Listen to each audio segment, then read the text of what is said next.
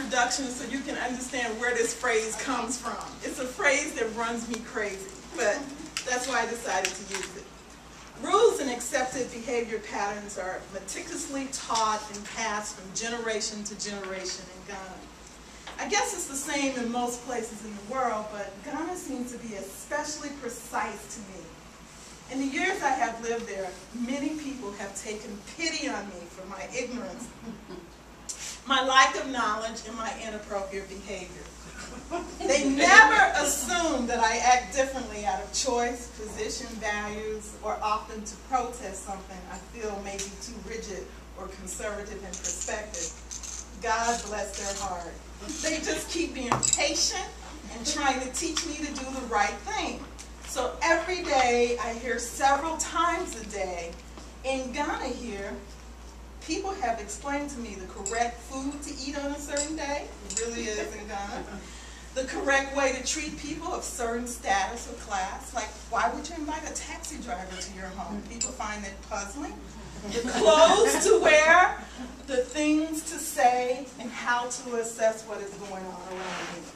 For all purposes, in Ghana, it is assumed I am a blank slate, and that I cannot accurately understand, assess, or function in this country properly since I did not grow up here. Often, I am provided these insights with great care and patience. People pull me inside and say, Auntie Rose, in Ghana here, you must do it this way. You know, you must eat it this way. You must do this. Sometimes these insights are provided with anger or frustration. And the longer I live here, the more I hear the phrase, in Ghana here. I admit I often cringe. Fiction is also included through the stories I have written for my children. My life has always been charmed. My good friends and best friends from college, Odessa and Sarah, told me in college to accept the fact that I had a special aura. That the weird, the unusual, the lonely, the quirky, and the bizarre are always attracted to me. I smile and they come. My life has always been interesting and unusual to me, so I laugh a lot and I just make the most of it, and I hope you enjoy this small journey into it. I truly believe culture evolves, or it dies, or will it? I keep learning right here in Ghana, and I admit it has been great fun. So this book was launched in Ghana, and it was very interesting because with an audience of about 100 people, about half, no, maybe about 60 were Ghanaians, 40 were other foreigners, non-Ghanaians from around the world. Everyone's reaction to what was funny was quite different. Because some of you were here when I read The Work in Progress last time, and I read Opening a Joint Bank Account. Yes. I won't open it now. But it's just opening a joint bank account caused a hysterical chain of reactions in Ghana when my husband and I try to do it because it's very unusual. And so I read the story, and several Ghanaian women that I work with at the university and the community came and said, "We didn't think that was funny. You know, what's wrong with you? You're not even supposed to let your husband know the bank you keep your cash in." So these cultural differences are huge. Whereas all the women from the U.S. and Europe, they were laughing hysterically. They thought it was very funny. But, you know, it's just, again, one of those cultural differences. So, Cherie, you sent me a poem. And maybe I'll start with a poem. You sent me a poem in Ghana that was beautiful, and I shared it with my husband. And I wrote a poem. I'm a social worker as well, as many of you know. I wrote a poem that, I'm starting off with something sad instead of funny, but it's a very short poem. It's called The Value of a Woman. What page? 26. I wrote this poem after working in a case.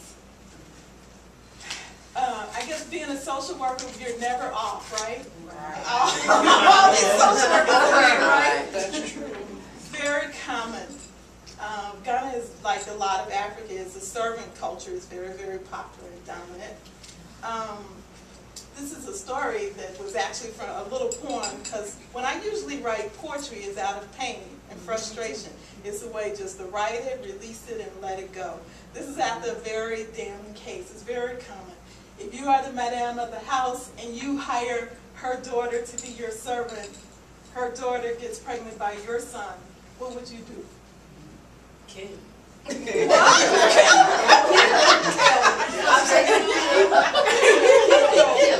Just right off, I think I probably would just try and get to know family, the young, you know. See, she's such an understanding mom. What do you think is the typical response is what? What do you think the people with money would do? They would say get an abortion. Abortion is illegal in Ghana. Oh, you mean in Ghana?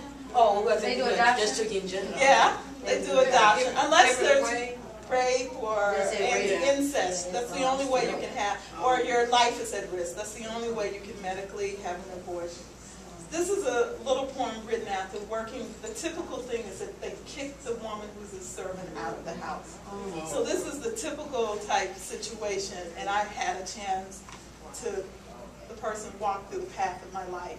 And it was a very difficult thing to work with for several months. And I wrote this poem in the end to kind of let it go, because I was definitely not going to be able to solve this problem, but I did the best I could with it. The value of a woman. She's in prison in a place where a monkey stands guard.